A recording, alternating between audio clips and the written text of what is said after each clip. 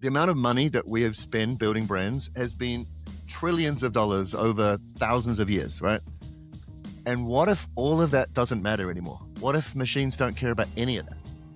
Yeah, a robot doesn't care about your Super Bowl commercial. It cares about how clear you are and does it answer a question, yes or no? Your brand will be replaced with whoever is answering that question clearly to machines, and that is going to be the primary layer between your brand and your buyer, which may or may not, by the way, be a human either.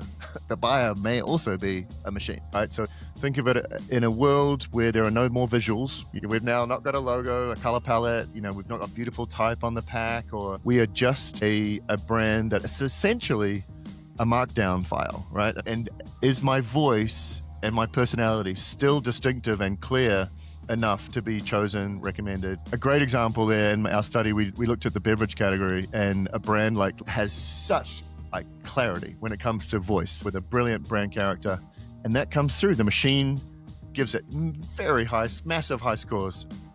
Welcome to the Futurecaster podcast, where we give you a front row seat into the future of business, life, and human potential. Hi, Jared. Thank you so much for having me. This is a fascinating topic, and I hope we're not too late, because this is happening all around us, and looking forward to getting stuck in. We're going to talk about the B2R2C revolution today and the future of marketing. I think it's a really important topic for everyone to hear this episode, so I'm excited that we're doing this. And in this new world, brands will rise or collapse based on how well they integrate into agent ecosystems, not just how well they capture human attention. I like to say, essentially, if your brand cannot be parsed, it can't be purchased. So let's kick off the conversation. You've had a really successful career leading design and brand building. Could you take our audience through that journey? And then at what point did you start thinking about brands needing to be understood by machines and then build your new company? Yeah, certainly. So I'm going to go all the way back, actually. I'm a Kiwi guy, born and bred, raised in New Zealand, came to the US about 25 years ago. So I like to say born and raised New Zealand and sharpened in New York. I love New York City. I've had some amazing experiences here with big brand consultancies and innovation consultancies. And yes, most recently led design. So I was a global SVP, global head of design for Colgate Palmolive for about 8 years. Interspersed in that period, in that time in my career, has also been entrepreneurship. But I've always had this idea that I would eventually be building something meaningful. This has been a gnawing, little seed, little thing that's gotten louder and louder and louder. The amount of money that we have spent building brands has been trillions of dollars over thousands of years, right? And what if all of that doesn't matter anymore? Isn't that a crazy thought? What if all of the money and all of the resources, all of the time, all the brains, all the brilliant stuff that we've done, what if machines don't care about any of that? Right. And so that's been this thought, which has just been getting louder and louder. And that has been the genesis for the ARA Index, or ARA, which is my new company. Excited to talk about it. You wrote a Substack recently called Brand After Humans. And in that, what was the, moment that you realized branding is fundamentally broken right now? For 5,000 years, the only audience for branding and brand building and storytelling and commerce, for that matter, has been humans, right? And so what happens when that's not true anymore? And so I've started running experiments, and I've been, like all of us, we use, AI more and more and more every day. And I started noticing that, brands that I know very, very well, Colgate, for example, brand Colgate, brand I know and love. It's an everything to everyone brand.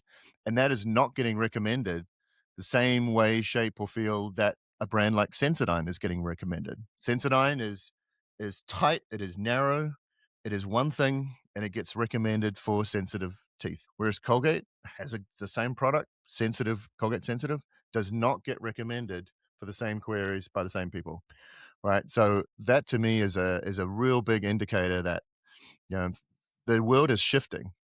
Right. And I was fascinated. Could I build a tool that actually scored, how brands are seen by AI, by machines? And so the thesis is really that, and the company is the product and platform on top of that thesis. You and I are very aligned on this. As you know, it was something that I predicted years ago would happen. And I warned everyone back then that marketing would be forever changed. And we're seeing it everywhere. And I can't look at a newsletter, a video, a website anymore without people talking about this. What I've been thinking about is when the robot becomes the first customer, the brand stops competing for attention and starts competing for interpretation, right? The shelf is replaced by this AI model, and the new end cap is the answer engine recommendation. And only one or two brands ended up getting recommended at the end. That's right. What else do you think changes when robots become the primary layer between the brand and the buyer? Machines do not forgive. They don't have goodwill. They don't just fill in the gaps. They will skip over your brand that is not clear. They will not recommend it. Why would you recommend a brand that you don't understand, or that isn't clear, or that is inconsistent? So brand ambiguity used to be okay, but it's not going to be okay anymore. Yeah, a robot doesn't care about your Super Bowl commercial. It cares about how clear you are, and does it answer a question, yes or no, right? So you won't get a second chance. Your brand will be replaced with whoever is answering that question clearly to machines, and that is going to be the primary layer between the brand, your brand, and your buyer, which may or may not, by the way, be a human either. The buyer may also be a machine. So it gets more complicated and more interesting as we move forward. Many of the brand leaders I talk to misinterpret what we're talking about today. A lot of people think this is just a channel shift. Oh, AI is another channel that we have to worry about. It's not a channel shift. It changes who decides and who chooses your brand. That's a market structure change. I'd argue it's a species change, right? They're not going to be the same rules, right? Audience used to be human. Now audience is not human. That is a species change, probably for the first time in history, right? It is not a channel change. It used to be we'd go from print to TV, TV to digital, digital mobile, but the audience was still human, right? The medium might have changed, but the way the buyers, the way we built the cognitive decision making and behaviors were still for humans, right? Human eyes. When we see color in a certain way, when we see color, it's distinctive or it's not, right? We see red, we feel a certain way. We hear sounds and it makes us feel something. There's emotion in storytelling. All of that gets like built into the fabric of a brand and the relationship you have with that brand. And so now, for the first time ever, the recommendation, the shortlist, the thing that's kind of between us and that brand is not a human, right? It's parsing data. It's creating, it's like semantic associations, contextual signals. It doesn't care, and maybe it does care about color psychology if that was mapped into the DNA of the learning, but it probably doesn't care about it in the way that we have grown up with it and learned about the psychology of color. And I'm just using color as an example because it's one I know well. It just processes information differently. And quite honestly, we don't even know how it processes information half the time. So it's not a channel shift. Like I said, this is a species shift. And that must break your heart, as you are an incredible designer, and you've designed some of the most famous packaging in the world in your life, and the machine doesn't even care about your packaging, other than the text and the copy on it. What I've been thinking about is the future brand system is maybe part identity system, part knowledge and reputation graph, part evidence layer. A brand can be culturally iconic and still be computationally blurry. So if machines don't see package design, feel emotion, it can't be seduced through design the way that humans are. I mean, that's a really important point to make. You're not creating brand desire the same way you created brand desire before. What are those signals then that become very foundational for the brand? So I've built the ARA methodology to hopefully answer your question. 5 attributes that we're measuring a brand through. The first is the structural clarity. To your point, like how clear is this thing? I actually call it the schema markup. And it's essentially, does a machine read and understand what your brand is, or what your product is, or what your experience is, right? And that's the easiest, quite honestly. Think of that as your plumbing. It's you've either got it or you don't, and the better it is, the more easy it is to find your brand. I'm not saying that all brands are thinking like this and have that anywhere near, but that is work to do, and potentially agencies of the future will be focused on that. And I honestly think that's the closest to SEO as a comparison that we have at the moment. I think that's where brands are failing big time right now because they're not telling a consistent story across all of those touch points. And so it's not just about defining what your brand is and putting it into copy. It's using that very crystal clear brand story over and over and over and over again. That's what the machine is reacting to, not just the story being mentioned once or the positioning statement on a website. Right. So that's my second attribute, semantic coherence, right? So is what you say you are, is that reflective and being understood by the machine? Is what I'm looking at, what I'm reading, is that coherent? And often it's not, honestly. That there's a I call it a transmission, gap between what you say you are and what the machine thinks you are, or what the machine is reading. And that is harder, to your point. That is about storytelling, and there's many different touch points. But to be clear, that's not the same as schema markup. Schema markup is just objective. Like I'm a brown shoe, and does the schema markup on your whatever digital touch point say correctly brown shoe? That should be table stakes, but it's still not table stakes for a lot of brands. So we've got A1 is your structural clarity, A2 is your semantic coherence, A3 is a synthetic customer test. We go out and we ask category-based questions, not brand questions. For example, if we were researching skin health, beauty, for example, and we want to recommend a moisturizer for skin that has a balance of oily and dry skin, you're either surfaced in that recommendation, that answer, or you're not, right? So it's a qualitative question based approach, very similar to design and user research. It's something I've done for a large part of my career. And then number 4, A4, is actually emotional residue. And that is the thing I was referring to before.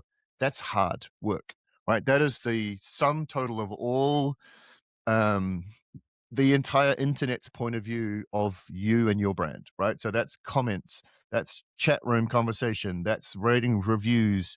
That is what people are saying about your brand when you're not in control of the conversation, right? And the machines know when that is an authentic, story of love and connection to a brand, and when it's marketing noise, right? They know that. They know the difference. But that, unfortunately, is definitely not easy to control and not easy to fix quickly.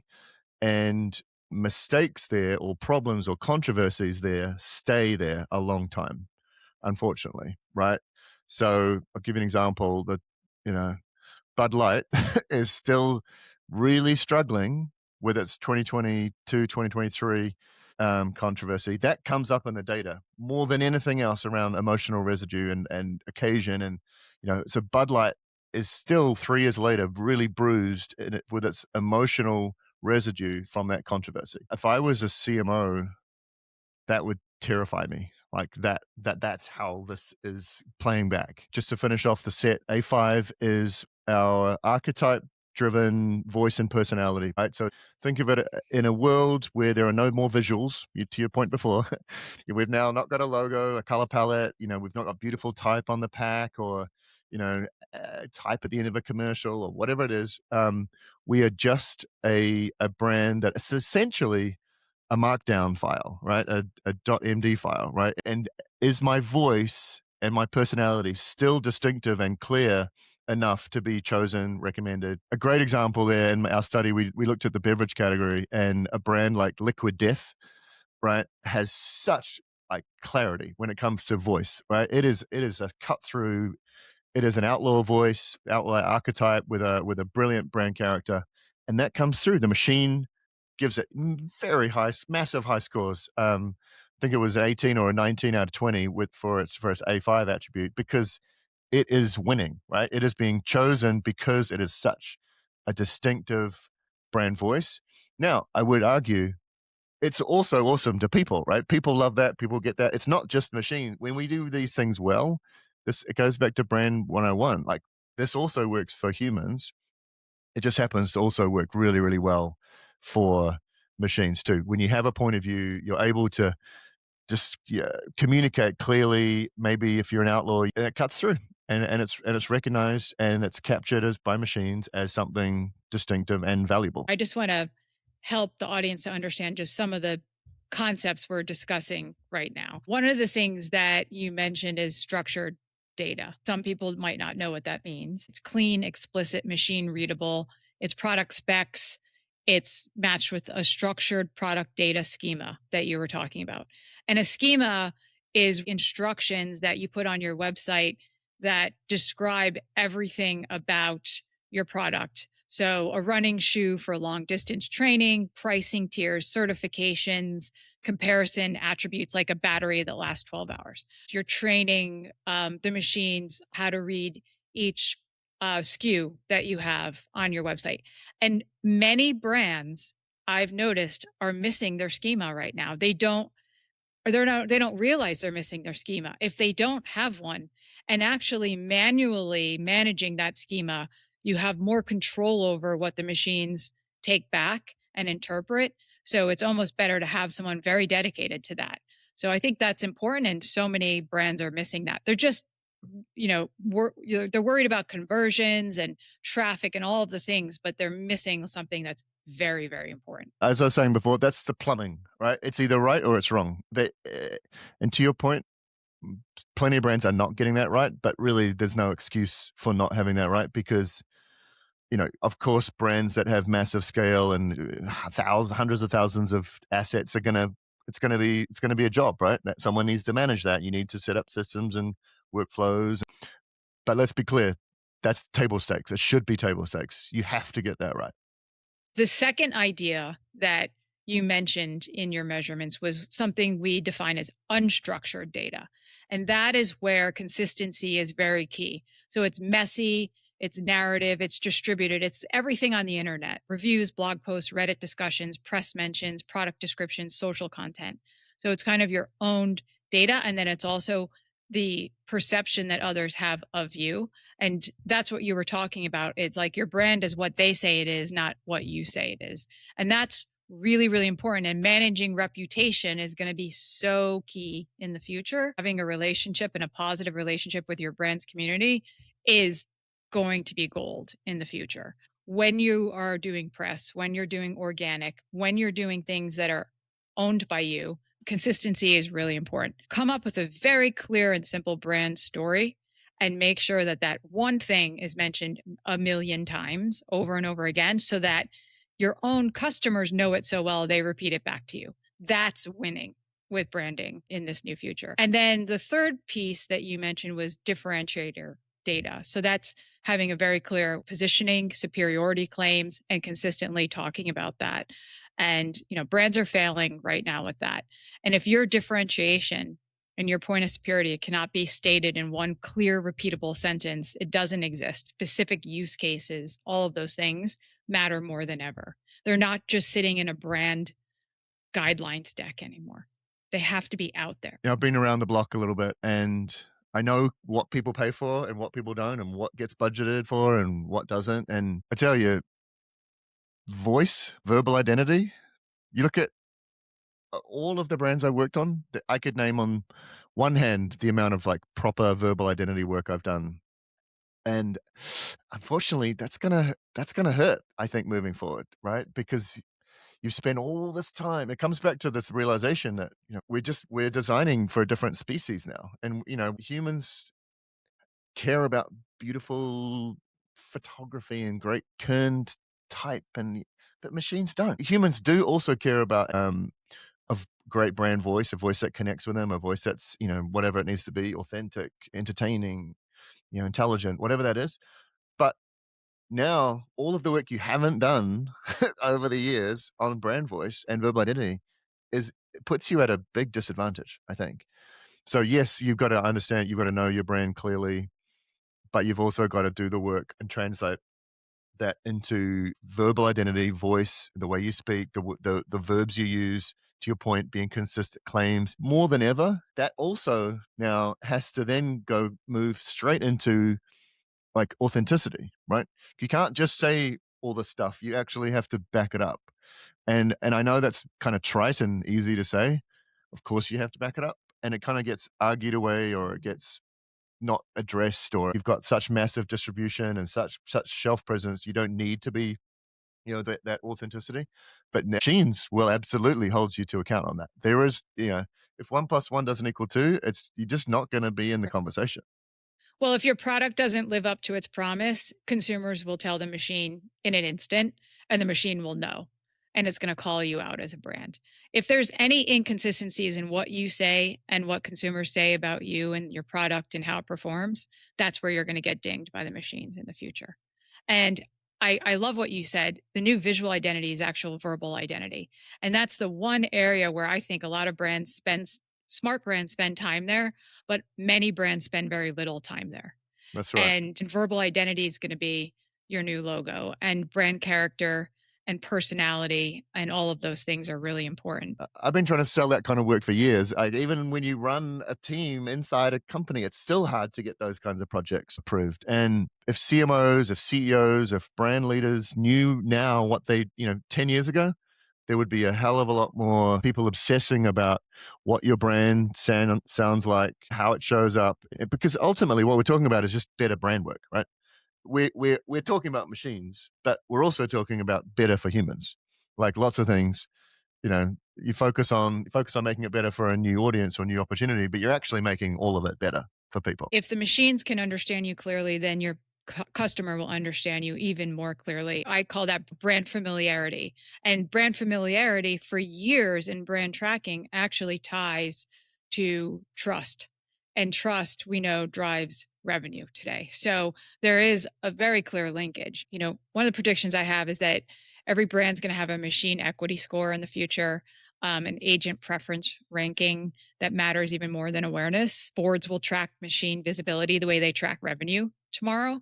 Entire rebrands will happen not just for humans, but to improve these models. There's many companies looking at AEO, GEO, and all of those things. There's agencies being built around this. I think ours is distinct in my mind as it answers the questions, not just do machines see you, but do they understand you? And there's this interpretation quality to what you're measuring. And there's amazing companies out there like Profound. They're really measuring, do machines show you and how often? And they're kind of doing visibility scores, but not necessarily as deep as the understanding of what you're doing. And then Hall is, are you structured correctly? We talked about schemas. They're really deep into the analytics, the plumbing, like you said. They do the plumbing. Are you structured correctly in a way that AI can reliably ingest your data and use it? I think there's some fantastic work being done. This is fascinating. This is an awesome space to be in, right? You've been thinking about this even longer than I've been thinking about this. How did you know? When you kind of, I think you coined the term, was it beta artistry? Yeah. How did that come to be, and why has it taken whatever years for it to really be mainstream or more of a topic? I think that a lot of companies always have their heads down and their week to week sales and quarterly. They're very short term thinking today, and they're not picking their heads up to see what's coming. And that's the value of futurism. And I've been a futurist for 25 plus years, and I've been working with companies to see years out and then start backcasting to change like the first 3 things today. There's a lot of times when you go in and you talk to leaders and you say, this is going to happen, and they don't want to believe you, or you get strange looks. I'll tell you that I coined the term beta artistry a long time ago. And then it was in 2020 when it was written about in Forbes. But I had been studying the relationship of man and machine for a long time. And I was noticing that people were building a relationship with their algorithms, right? We call it my algo now. Now it's 2026 and people literally use the term my algo, your algo. Let's check out your algo. It's become part of people's identity. But I was also noticing way back when that these algorithms on social media were actually starting to make some very big choices and decisions for people without them even asking. And so I interpreted that and extended that idea that as robotics and AI was gaining traction way back when, because AI has been around for a long time, that as we started building humanoids in the future, they're going to enter our home. Well, what's their role going to be? Well, they're going to be the ultimate advisor. So I put two and two together and it's like, oh, you know, the marketing's going to change forever. We're going to be marketing to the robot first. So in 2020, I was asked, what's the customer journey of the future? I already had Beta Artisy in my head. I answered that. Now, I'll be honest, my DMs blew up when that article came out and I got laughed at in some of the messages. And then I got other people saying, that's freaking brilliant. I never even thought about that. And some of the smart companies did start thinking through that. Okay, how do we start incorporating AI as a team member or within the customer experience? That's where it really started. Where does AI fit in our customer experience? This year, I'm seeing more of how does AI fit into our work stream, right? So it moved from how do we use AI with our customer, and now it's how do we use AI within our company? And the two are coming together, right? Employee experience, work streams, and such. That's my role as a That's futurist so is to cool. always So cool. understand where 10 years is going. And if you could have that future vision, you backcast to today, what are the first three things you would do? That's the way that companies can digest that information. Oh, I can invent a product towards that, or I can reposition myself. I know that was a question, but I just want to pick up on something you just said around, I think it's so important. You got laughed at, right? Laughed at, and you got kind of revered and like held up. For those of listeners out there who are like wanting to kind of understand signals or wanting to understand like what should I be doing, what should I be working on, look for in equal measure. Sometimes I love it and I hate it. Those are both like some kind of response that is some like a massive heartbeat. What you don't want is like obviously like yeah whatever or boring or like I don't understand it. It might have been a little difficult at the time, but I would say it's a really good signal, right? You knew you were onto something when you've got people talking about it, even if it wasn't always positive. As a futurist, I like to say you have to be really thick skinned. I have a 95% prediction rate. So maybe I am AI. I don't know.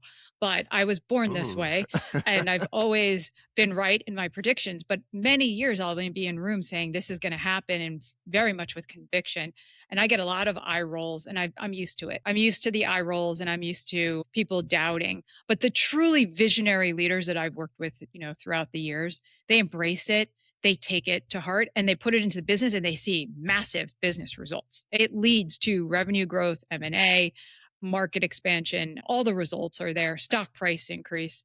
So I just continue going forth knowing I'm doing the right thing and really passionate about helping founders, businesses, and brands like you are. I am so appreciative of you for building this out. It's fascinating to me, and it makes it so easy and simple for companies to understand where they stand, right? And then understanding that gap and then working with you to fill that gap. I've worked with you in the past. You're brilliant. I'm excited for you to bring this to the world and really help companies. And they'll start seeing immediate revenue growth. And there will be a correlation, because think about it almost like the surface area of your brand in relation to AI. The bigger the surface area, the more brand is recommended to the AI, the more it gets shown to people, the more people choose it. It's a flywheel, right? So that surface area has to increase with better AI, a better ARA score, and that will be directly correlated to revenue. You're doing a lot of brand rankings and you're getting to see some really interesting data and you're seeing some smaller brands winning. Just give the audience just maybe three things that they might not even realize, and you have it at your fingertips now in the data. The top brand that I've actually studied, that we've studied, is McDonald's. Like that is the only brand so far that came in at 90. So obviously McDonald's is a pretty big brand, but it's very well understood by machines, by AI, and even within QSR, even within like quick service restaurant, it's head and shoulders above the others. Let's double click into that, right? I'll show you the tool, show you the platform. Very, very top is McDonald's. We'll click into that, and now we can see how that score breaks down into the component parts. So we talked about schema before. The schema index is on every major platform, right? It's very consistent. We've got 40,000 locations on every mapped service globally. We've got great schema markup across different channels, as we talked about before, across the app, across the loyalty program. In semantic clarity, we've got a fantastic vocabulary, right? I mean, of course it is. It's about Big Macs and Mick, fill in the sentence, right? Fill in the taxonomy. McFlurry, McNuggets. We've got our golden arches language, not even the visual, the language. We've got our dollar menu. All of this is the language, the fabric of the McDonald's brand, and it's super consistent. It's played out across different touch points with a synthetic consumer test. We are asking all of the four leading frontier models the same set of qualitative questions, and then we just play back where it's being recommended, where it's being surfaced. And McDonald's, you can see there, 18 out of 20 wins recommendation queries consistently. 19 out of 20 for emotional residue. I mean, that's almost perfect, right? And that's really because of the role McDonald's plays in culture and how it has been encoded in our childhoods, in film, in the economy. It's not just food. Like this brand exists at a deep cultural level, and that's played back in how people talk about it. Their ratings, reviews, their chats, their recommendations, and the role it plays for kids and birthday parties. And like, it's just such a clear brand, and it's such a positive association that it's being the internet machines are picking that up. It is played back with near perfection. And then A5, our architecture, personality, and voice. As I said before, the taxonomy around this brand is pretty excellent. It holds a vocabulary well beyond just the brand, high level, all the way down into the way it talks about each product and the role each product plays, whether it's dollar menu or Big Macs or, chicken nuggets, McNuggets. Like all of these are this fabric that is played perfectly back to the machine, and therefore it's getting a very, very high R index score. This actually makes me think about trademarking. Brand language is going to be more important in the future. What is a brand within this category that didn't score so well that you were surprised by? Well, a brand that I love, I know it well, is Shake Shack. Now, Shake Shack has, I would say, many more intangibles as a brand and as an experience.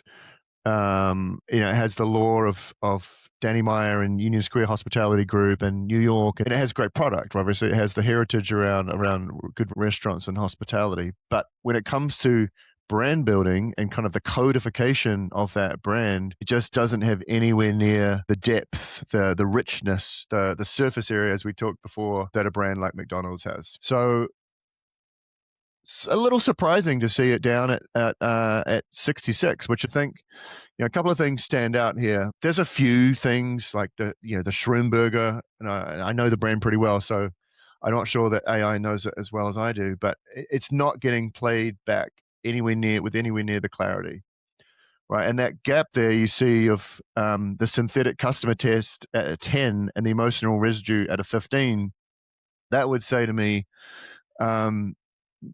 there is a bit more kind of brand love, a bit more irrational brand love for Shake Shack than machines are picking up because they're just not recommending it. I think it won for best premium burger, but very low volume, premium price point, very limited locations. So there was a question mark there around the value perception for the machine, and therefore, like we said before, any kind of lack of clarity or any kind of question mark, any kind of I'm not sure, equals just a zero, essentially equals a no recommendation. And that's why I think you see a low, not terrible, but in the context of McDonald's or Chick-fil-A, which also scored very well, this is a pretty average result. Shake Shack is a great brand, has great product, people love it. So this is good information for them to have. That's exactly right. We looked at luxury brands. I have an irrational like of Montclair. Same exact story, right? It's growing pretty well. This term's quarterly results, I think it's growing something like 13%, which is pretty good, great, really, growth for a luxury brand. But it scored really, really low again on recommendation. Look at that number, 6 out of 20, really low in terms of any kind of machine across all of the Frontier models, machine recommendations. Do you want to go into beverages next? Yeah, let's go into beverages. I guess a super high headline here. Olipop wins outright because it clearly positioned itself as a healthy alternative soda, and it did a really good job. Everything from the product data being the right amount of grams, whereas Poppy was not the right amount of grams and said it was, and that got picked up by machines. We talked about authenticity. Be authentic because machines will call you out. Dr. Pepper has clarity, has consistency, has 23 ingredients, and it has always been 23 ingredients. And that story over time has left it being clear for consumers. You know what you're getting with Dr. Pepper. Liquid Death, we talked a little bit about before. The outlaw brand, the irreverent brand, everything. For people that still see the can, it looks like a heavy metal can of water. When we strip away the packaging and the identity, the visual identity, we still have the verbal identity that is speaking from the same hymn book. It is still exactly consistent to who it is as Liquid Death. And that is why it scores, even though it's just water, it scores a 76.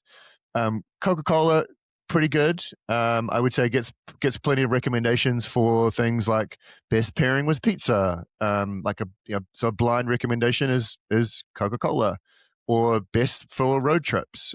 Blind recommendation is Diet Coke. So still does pretty well there. Being the alternative to anything is not going to work with machines. If you're not first, or you're not category leader, or you don't stand for something clearly, you're not in the game. And an AI, a machine looks at that and says, don't understand. Why would I recommend second place? No, thank you. What it says to me is being a challenger brand like Liquid Death is okay as long as you create something new in the world and you have a new story to tell. And that story becomes so unique and crisp and distinctive that it's superior. At the end of the day, the clarity of the brand, you still need to stand for something. And then all of the expression of your brand has to be consistent and coherent to the DNA of what you are. That's not a new idea. I think the difference is that machines are just calling the brand builders out because they just don't do the ambiguity like humans do.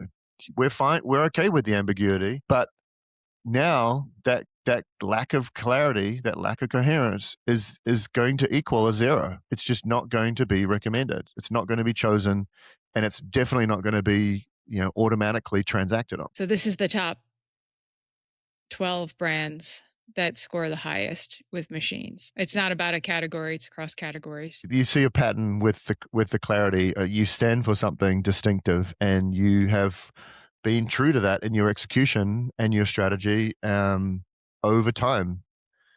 Some of these are very old brands, and they have yet managed to be very, very consistent about their role in humanity, their role, why they exist.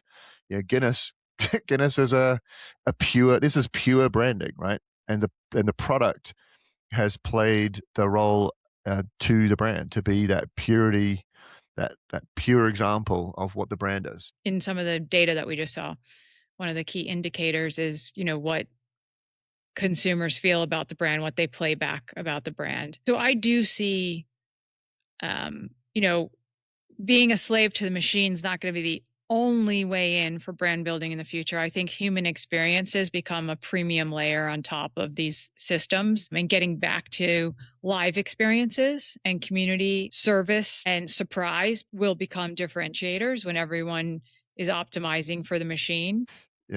I love human experiences. I love the real world. I just also think that, something's happening, then we need to measure it. But it means that all of the real life touch points and all those moments of like specialness and humanity and craft, they will matter more than ever, much more than ever. Right. So this is definitely not a doom and gloom and the machines are coming to get us. This is just you're not going to get away with ambiguity and like laziness anymore. You have to be excellent, which you always should have been excellent anyway. I think of a lot of creative people. the writing matters even more than the storytelling. It's true in this space too. I think a lot of copywriters are feeling doom and gloom about AI taking their jobs, but that that key creative copywriter, creative director in the future is going to be really important because it's not just the machine spitting out what everyone else is saying, is actually having a distinctive voice. And that tends to come from a human who has a real clear point of view. And that's, I mean, copywriter is one of the most powerful positions you can have on your team. It's really important for CMOs to hear that, to make sure that Absolutely. you maintain that. Yeah. I mean, you're a visionary. How do you become a visionary? You dream of a better future, right? You dream about things that don't exist yet. And you believe more than anyone else believes, right? That you have to believe it before anyone else believes it. So the role of creative people and visionary people and copywriters, designers, filmmakers, artists, more important than ever. Absolutely. 1000%. Before we get to our final question, I know people's heads are spinning because they've heard a lot, and I bet they want to know where their brand stands. So, how can people get in touch with you? Thank you. Yeah, we are available at araco.ai. So that is ARACO.ai. What do we think the boldest version of the future is that most companies are completely unprepared for right now? Already, it is AI agents transacting on our behalf. The role of brands will be um, more important, less important, both at the same time as ever before. It sounds like an oxymoron, okay, but I think that's actually much more of it becomes automated, and those special moments become even more special. You've got to be machine conversant, you've got to be machine literate. And then I think the next version of this is full on discovery. Stuff I don't even know I needed or wanted is being served up to me in a way that is meaningful and valuable to me, in a way that I trust my agent to work on my behalf to serve up stuff that I want and need. You're absolutely right on all of those things. Here's a couple things that I've been thinking about. One of them hit me today, that the most valuable companies on Wall Street or in the stock market tomorrow might be completely invisible brands that humans rarely ever think about, but the machines always choose for them. So the way we value companies is going to absolutely be disrupted in the future. And the other one that I've been thinking about, we're going to move way past screen advertising and we're going to move into the conversational and augmented reality economy. So that whole ecosystem is going to be blown up. Imagine you can go into your closet in the future and start swiping in the air, an augmented reality clothing display.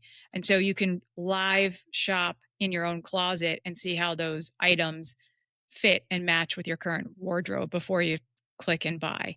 And I actually don't think that's going to happen through glasses. It's going to be full on holographic technology by then in our homes. What that says to me is the tool you're building today is going to look very different tomorrow because there's going to be more machines and more ways that the machine values brands. How does augmented reality value brands, and how does it judge and recommend brands in the future? Moving into conversation, again, verbal identity is going to be even more important because your physical brand voice is going to be key in the future, not just your copy brand voice. I think when voice came out, or when it became pervasive a couple of years ago, we were starting to talk about it as a UI. It is that. It is literally an interface now. What's one thing that you are most excited about in the future? Well, I have kids. I have 2 daughters, and they're 11 and 9. Beautiful, beautiful people, and I'm mostly really excited to see them grow up and see what they do in the world. I want them to be proud that they have a family that is robust and inspiring. I want them to feel comfortable enough to dream a massively better and bigger future and then go build it, and have the mindset and the tools to be able to do that with kind of the values that hopefully I have to instill in them. And so setting them up for success in any way, shape, or form is my job. That's financial security, that's a safe mental place, it's curiosity, it's courage. I wish they were a little bit more into sport. Uh, I'm big into sport. So yeah, I'm in awe of my kids. So beautiful. Jared, I've learned a lot from you today. So thank you for spending time with me. Thank you. You're inspiring, actually. I don't know if I know any other person who thinks kind of as far out into the future and with such clarity as you do. So I'm inspired by you too. If you're enjoying the show and appreciate what we do, the simplest way you can support us is by hitting the subscribe button and sharing this episode with others. And by doing this, our commitment to you is we'll do our very best to make each and every episode better than the last. See you in the future.